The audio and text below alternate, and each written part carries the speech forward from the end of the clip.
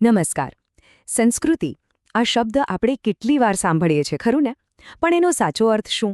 આજે આપણે એ જ સમજવા જઈ રહ્યા છીએ. ધોરણ 9ના પાઠ્યપુસ્તકમાંથી મહાન ચિંતક વિનોબા ભાવેનું પ્રકરણ છે ભારતીય સંસ્કૃતિની સિદ્ધિ. ચાલો સાથે મળીને શોધીએ કે આપણી સંસ્કૃતિની અસલી સિદ્ધિ શું છે. ઓકે, તો આ આખા પ્રકરણને સમજવા માટે આપણો રસ્તો કેવો રહેશે? સૌથી પહેલાં તો આપણે લેખક વિનોબા ભાવેને થોડા જાણીશું. પછી 3 બહુ જ મહત્વના શબ્દો પ્રકૃતિ, સંસ્કૃતિ અને વિકૃતિ એને સમજીશું. એકદમ સહેલા ઉદાહરણથી આ વાતને મગજમાં ઉતારીશું અને પછી જોઈશું કે આ બધું ભારતીય સંસ્કૃતિ સાથે કેવી રીતે જોડાયેલું છે. અને હા, છેલ્લે આખી વાતનો સાર પણ જોઈ લઈશું. ચાલો શરૂ કરીએ. તો ચાલો શરૂ કરીએ આપણી સફરનો પહેલો પડાવ. જો કોઈ પણ વિચારને સમજવો હોય ને તો પહેલાં એ વિચાર કોણે આપ્યો એ જાણવું બહુ જ જરૂરી છે. તો સવાલ એ છે કે કોણ હતા વિનોબા ભાવે? આ જેમને આપણે જોઈ રહ્યા છે એ છે વિનોબા ભાવે. એ માત્ર ગાંધીજીના અનુયાયી નહોતા, પણ ભૂદાન ચળવળના પ્રણેતા હતા. વિચાર તો કરો, એમણે પોતાનું આખું જીવન બીજાઓ માટે સમર્પિત કરી દીધું. અને આ જ તો સંસ્કૃતિનું જીવતું જાગતું ઉદાહરણ છે. એમના વિચારોએ આપણા સમાજ પર ખૂબ ઊંડી અસર કરી છે. અને આ પ્રકરણ એમના એ જ ઊંડા ચિંતનમાંથી નીકળેલો એક નાનકડો પણ બહુ કિંમતી હિસ્સો છે. ઓકે, તો હવે આપણે સીધા પ્રકરણના હાર્દ પર આવીએ છીએ. વિનોબા ભાવે છે ને એ આપણને માણસના સ્વભાવને સમજવા માટે 3 માસ્ટર કી, 3 ચાવીરૂપ શબ્દો આપે છે. કયા છે એ શબ્દો? પ્રકૃતિ, સંસ્કૃતિ અને વિકૃતિ. બસ આ 3 શબ્દો સમજાઈ ગયા ને એટલે સમજો કે આખું પ્રકરણ ક્લિયર. તો ચાલો એક પછી એક આ ત્રણેયને બરાબર સમજીએ. ચાલો સૌથી પહેલાં પકડીએ પ્રકૃતિને. પ્રકૃતિ એટલે શું? એકદમ સિમ્પલ. આપણો સહજ સ્વભાવ, જેની સાથે આપણે જન્મ્યા છીએ. જેમ કે ભૂખ લાગે, તરસ લાગે, ઊંઘ આવે, આ બધું. આમાં કંઈ સાચું ખોટું, સારું ખરાબ જેવું છે જ નહીં. એ તો બસ આપણી બેઝિક સિસ્ટમ છે. જાણે કે આપણી ડિફોલ્ટ સેટિંગ. એકદમ ન્યુટ્રલ. હવે પ્રકૃતિથી એક સ્ટેપ ઉપર જઈએ તો આવે છે સંસ્કૃતિ. સંસ્કૃતિ એટલે શું? એ આપણા સહેજ સ્વભાવને સુધારવાની, એને વધુ સારું બનાવવાની કોશિશ છે. જ્યારે આપણે આપણી બેઝિક જરૂરિયાતોથી ઉપર ઉઠીને કંઈક સારું વિચારીએ, કંઈક સારું કરીએ, ત્યારે સંસ્કૃતિ બને છે. આ ઉપર જવાનો રસ્તો છે, એક અપગ્રેડ છે એમ કહી શકીએ. અને હવે આવે છે ત્રીજો શબ્દ, વિકૃતિ. આ સંસ્કૃતિથી એકદમ ઉલટો રસ્તો છે. વિકૃતિ એટલે આપણા સહજ સ્વભાવને બગાડવો, એને નીચે પાડવો.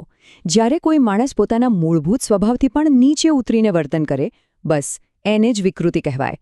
આ નીચે પડવાનો રસ્તો છે પતનનો માર્ગ. પ્રકૃતિ, સંસ્કૃતિ, વિકૃતિ. કદાચ થોડું કન્ફ્યુઝિંગ લાગે નહીં, પણ જરાય ચિંતા કરવાની જરૂર નથી. લેખક આપણને એટલું મસ્ત અને સહેલું ઉદાહરણ આપે છે ને, જે આપણે બધા રોજ અનુભવીએ છીએ. અને એ ઉદાહરણથી આ ત્રણેય શબ્દો પાણીની જેમ સાફ થઈ જશે. જુઓ કેવી રીતે. ચાલો એક નાનકડી પરિસ્થિતિ વિચારીએ. માની લો કે કકડીને ભૂખ લાગી છે. હવે શું કરીશું? લાગે છે ને એકદમ સામાન્ય સવાલ, પણ વિનોબા ભાવે કહે છે કે આ એક જ સવાલનો જવાબ એ આપણા વિશે બધું જ કહી દે છે. આપણે પ્રકૃતિમાં છીએ, સંસ્કૃતિમાં છીએ કે પછી વિકૃતિમાં. જો કેટલું સહેલું છે. ભૂખ લાગે એટલે ખાઈ લેવું.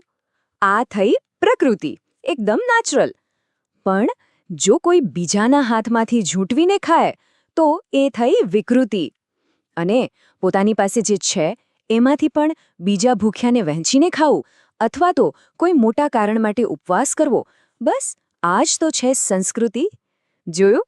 એક નાનકડી પસંદગી, અને એ જ નક્કી કરે છે કે આપણો રસ્તો કયો છે. ઓકે, તો આ ભૂખવાળા ઉદાહરણનો આપણા પ્રકરણના ટાઇટલ ભારતીય સંસ્કૃતિની સિદ્ધિ સાથે શું લેવા દેવા? આ ખાવા પીવાની પસંદગી આટલી બધી મોટી વાત કેમ છે? ચાલો હવે આ કડીઓ જોડીએ. વિનોબા ભાવે એકદમ ચોખ્ખું કહે છે, પ્રકૃતિથી ઉપર ઉઠીને સંસ્કૃતિ સધાય છે. મતલબ કે સંસ્કૃતિ એટલે બીજું કશું જ નહીં, પણ આપણા નેચરલ સ્વભાવથી ઉપર ઉઠવાની એક જાણી જોઈને કરેલી કોશિશ. એ કોઈ વારસામાં મળેલી વસ્તુ નથી. એને તો મહેનત કરીને, પ્રયત્ન કરીને કેળવવી પડે છે. તો પછી ભારતીય સંસ્કૃતિની અસલી સિદ્ધિ, એનું અચીવમેન્ટ શું છે?